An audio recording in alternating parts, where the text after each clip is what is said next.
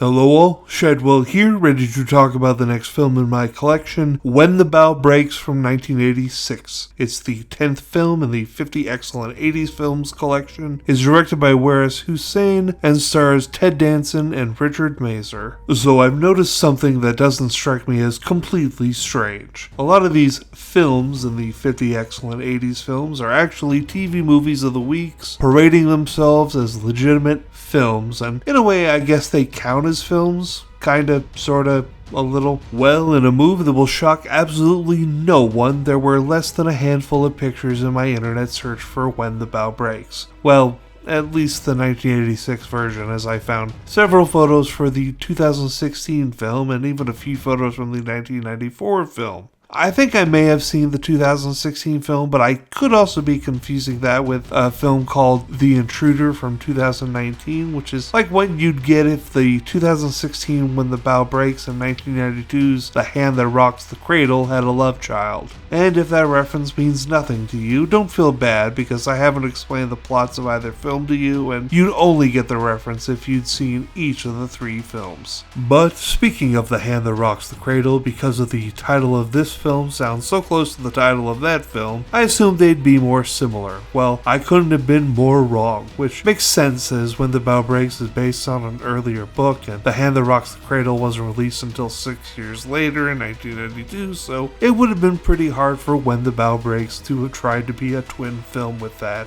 Anyway, what 1986's When the Bough Breaks is about is a retired psychiatrist and a cop breaking the circle of a secret pedophile ring, because apparently when TV movie characters become rich, they get a secret predilection for young children.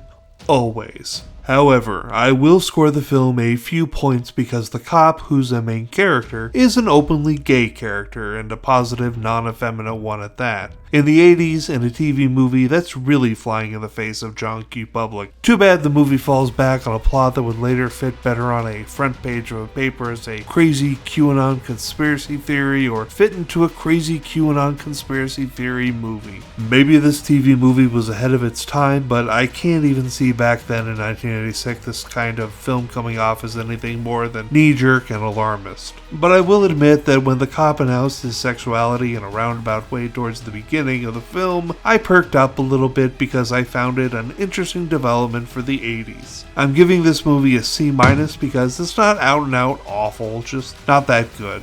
Tomorrow we watch Escape Room Tournament of Champions. See y'all then.